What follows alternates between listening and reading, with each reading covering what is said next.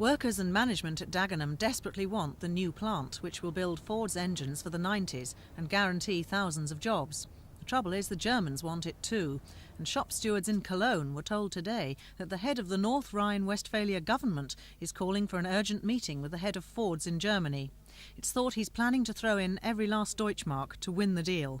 It's a critical decision. It's to do with a very major cutback in Ford of Europe and where the axe will fall. If work comes to Dagenham on this particular engine, it means that the Dagenham engine plant will continue to make petrol as well as diesel engines and will therefore have a more secure future.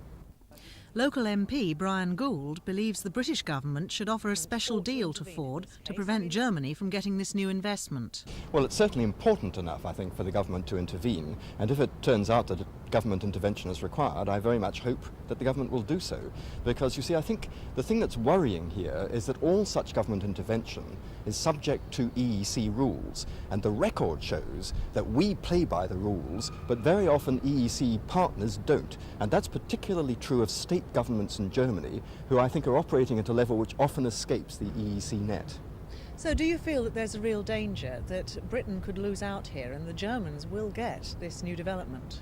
I think you've always got to be a little careful that big multinational companies don't try and set off a sort of competitive bidding between governments. But I think it would be most regrettable if this decision, which is of crucial importance to Dagenham, should be overturned by virtue of the intervention of the German government, and if our government simply sat back and sat on its hands and did nothing.